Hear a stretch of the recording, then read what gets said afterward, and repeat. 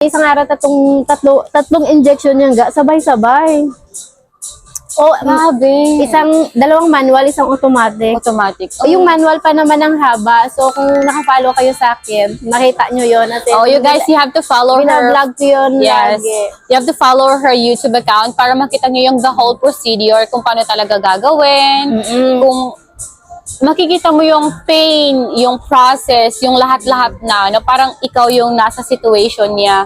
I can't imagine talaga. You survive. You're a Oo, survivor. tapos nung yun nung sabi na dalawa yung nabuo, sabi ng asawa ko, magpahinga ka muna kasi masyado akong na-stress daw. Sabi ko, no, just go, ilagay na. It's very, very stressful Kasi ang sabi talaga, ng doktor, sabi niya mas maganda na fresh pa kasi normally kapag naka-freeze daw yung embryo, pag siya, parang pag mini-melt na siya bago i-transfer, namamatay. Namamatay. So sabi ko, okay, go, I'm okay. I'm good. So, This is really, really a good news nyo kasi nabuo. oo ga. Tapos, bata pa. Ang dami namin nakapila doon. 10 kami or 9 doon. Dalawa lang kami yung Naging successful. Tapos, ayun na. Sabi ko, go. Sabi ng doktor, mas maganda na fresh pa kasi mabilis. Tapos yung daw, sobrang fertile ko daw that day. So, after, yung fertile day ko na schedule na. Yun na. Super happy talaga. So, ganito yon. So, ngayon, to cut the story short, grabe.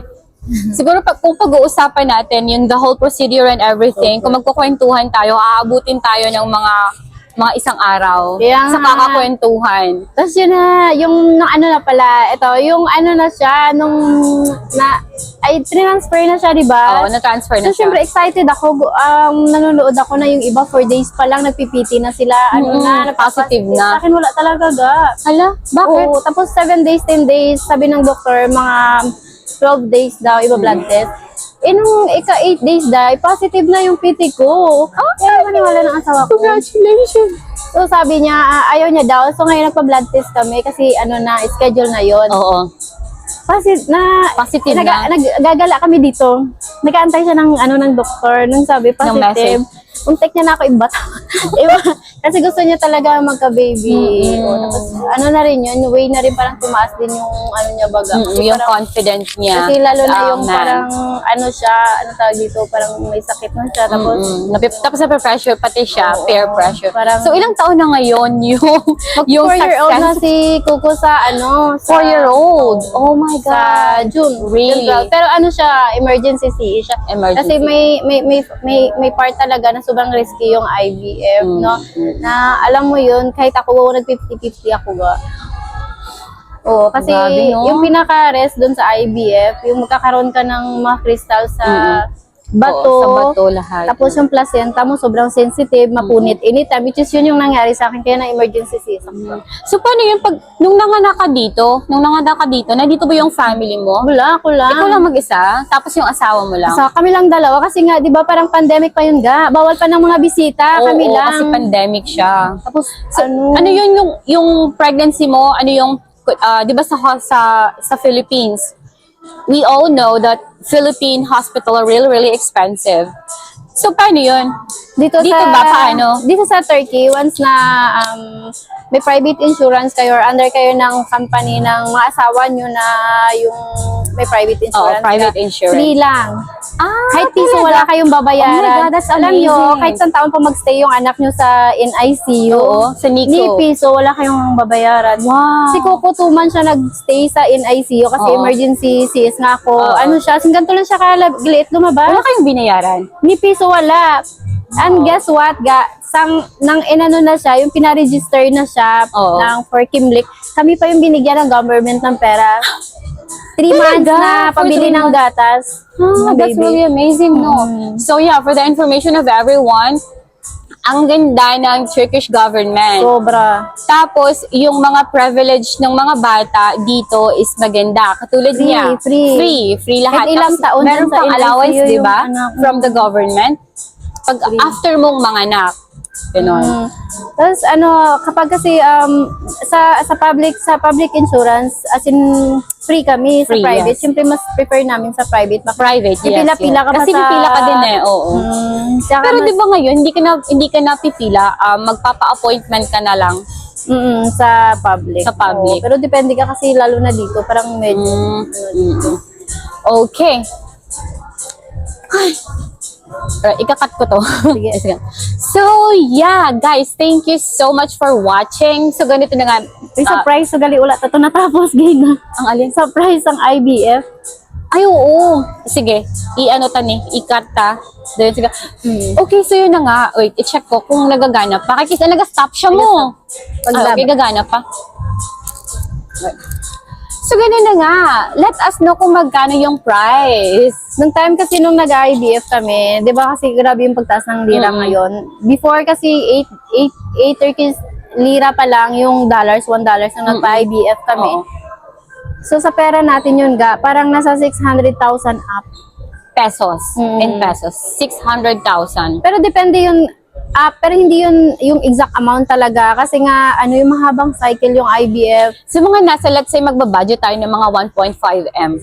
Sobra-sobra na yun. Oh, pero diba? depende kasi sa Sobra-sobra case na nyo. yun. Pero ngayon kasi feeling ko mas mababa daw ngayon yung Kasi IBF. nga, diba, dahil, ibang Filipino kasi pumupunta sa ibang basa, like, for example, surrogate. ayos, dito bawal. Oh, diba? Kasi bawal, Turkey Muslim Turkey is a Muslim country. IVF siya is okay. At saka ano bawal, di ba normally, alam mo na yung gender ng baby mo. Oo.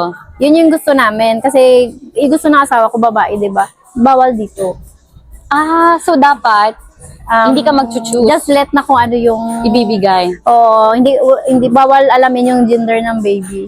Ah, okay. Dito. Kasi parang forbidden daw. Ah, okay. Kasi yun yung unang tanong ko nung ano na ba yung tatransfer, gusto ko babae. Kasi Dodong gusto niya babae.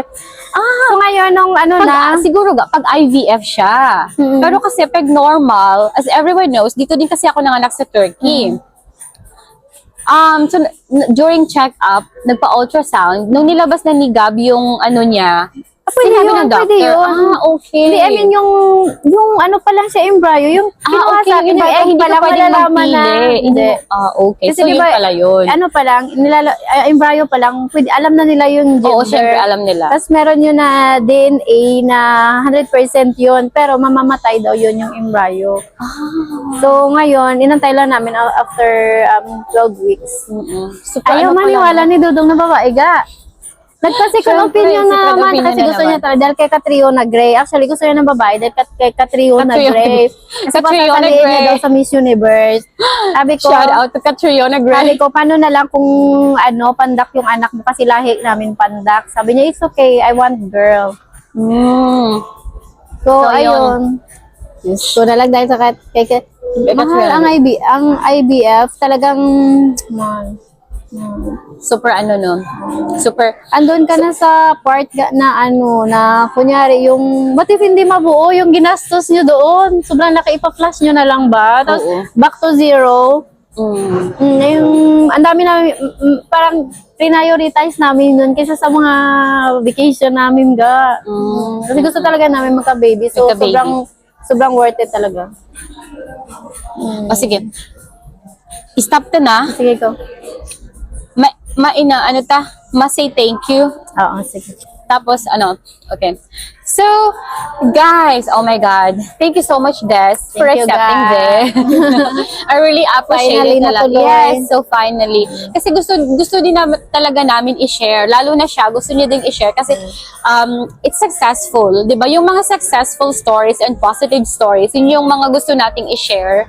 Di ba? Na na-survive. Saka marami nagtatanong, saka minsan, alam mo yun yung parang wala Mahirap rin ako ipaliwanag. mahirap.